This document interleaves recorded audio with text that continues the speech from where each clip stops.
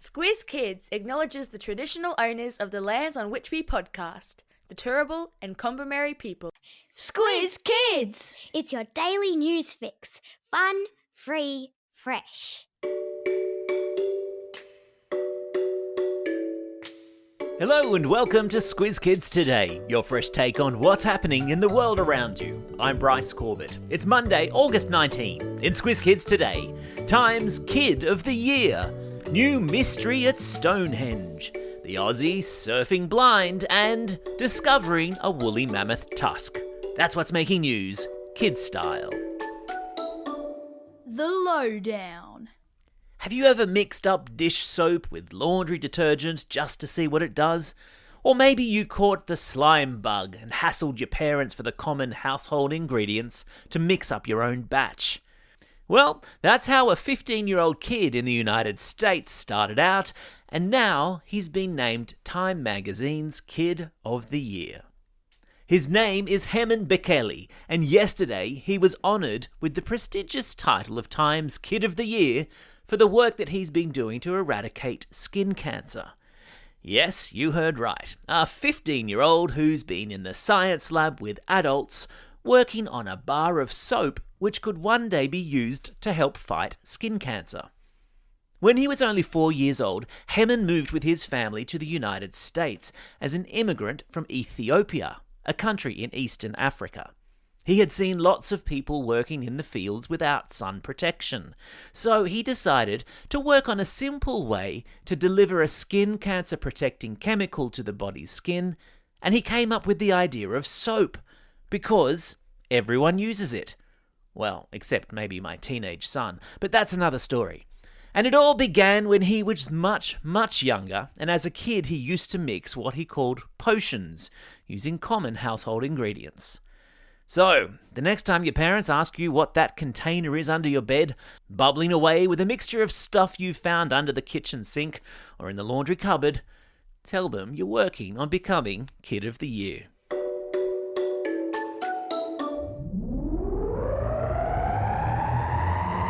Spin the globe. Each day we give the world globe a spin and find a news story from wherever it stops. And today we've landed in England, where scientists are scratching their heads after making a startling discovery at Stonehenge. Stonehenge is a collection of enormous ancient rectangular stones arranged in a circle in a field to the south of the English capital, London. Stonehenge was built over 5,000 years ago, using more than 80 enormous stones, some of them weighing more than 22 tons, or more than 2 African elephants put together. But how the stones were moved there has baffled historians for centuries. Because 5,000 years ago, there were no cranes or trucks to transport enormous pieces of rock like that. And geologists worked out that the quarry that the stones came from was over 200 miles away in a place called Wales. But now, things have gotten even curiouser, with the discovery that one of the big stones comes from a quarry in Scotland, over 400 miles away, with some historians now wondering if perhaps the stone was transported over water, be it by the sea or the rivers or streams of England. How good is an ancient mystery? I've stuck a link to some cool kids' facts about Stonehenge in today's episode notes.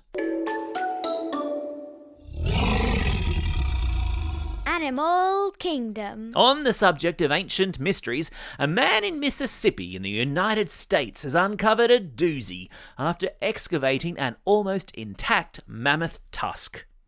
Excavating is a fancy word for digging up.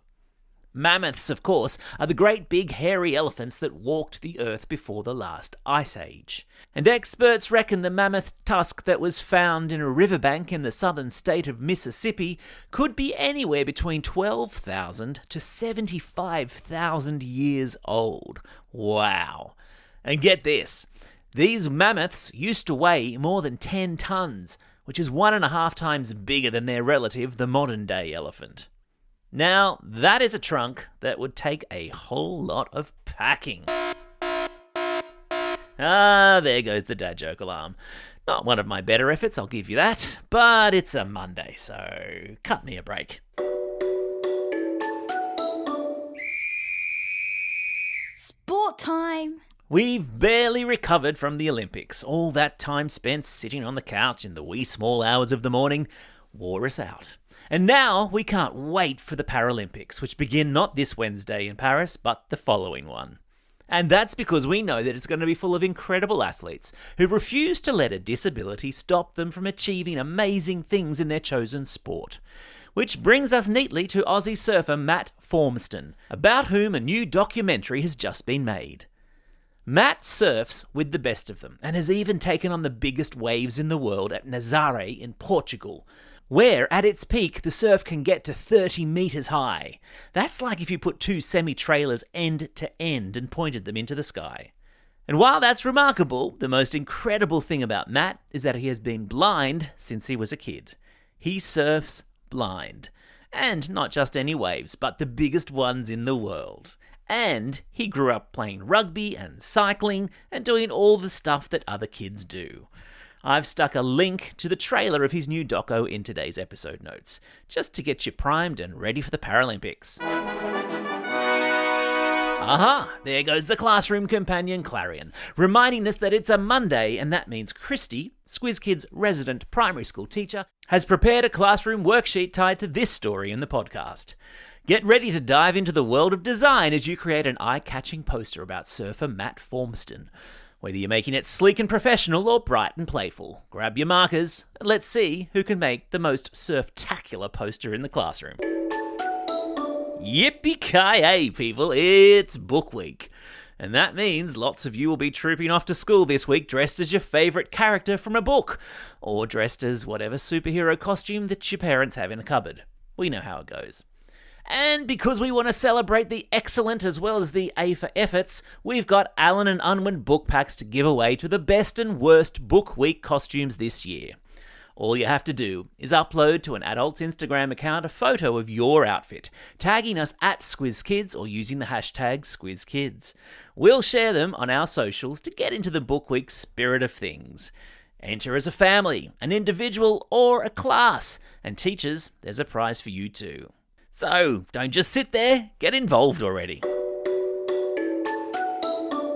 Time for the quiz. This is the part of the podcast where you get to test how well you've been listening. Question number 1. What's the name of the country in Eastern Africa where Time's Kid of the Year comes from? That's right, he comes from Ethiopia. Question number 2. An ancient tusk belonging to what sort of massive extinct mammal has been found in Mississippi? Did you say mammoth? Well done to you. Question number 3. Name the ancient stone monument in England whose rocks still baffle historians. Well done if you said Stonehenge.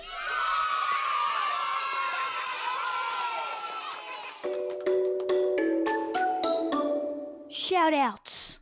It's Monday, August 19. Today is International Orangutan Day, a day to reflect on just how incredible a creature the orangutan is and celebrate the efforts that are being made around the world to conserve and protect them. I've stuck a link about that in your episode notes.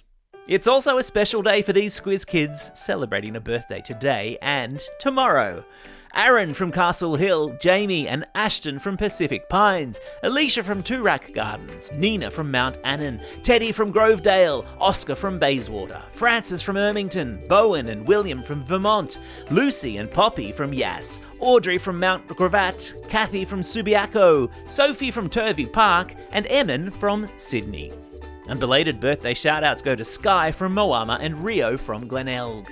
And today's classroom shout-outs go to Class 3SN and Mr. Norman at Carlingford Public School, Mrs. Scrivener's class at Harrington Public School, Class 3B and Mrs. Handley Stewart and Class 6C and Mrs. Barden both at Mount Crosby State School, Class 5D and Miss Tiricola at Footscray City Primary School, Class 4MH and Mrs. Hoyne at Montrose Primary School, and Class 2B and Miss Bennett from Kahibar Public School.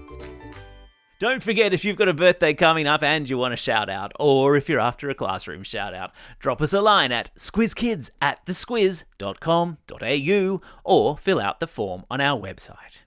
Well, that's all we have time for. Thanks for listening to Squiz Kids today. We'll be back again tomorrow with a special Squiz the World episode as we pay a virtual visit to the wonderful country of Argentina, the country that brought the world the tango and soccer superstar Lionel Messi.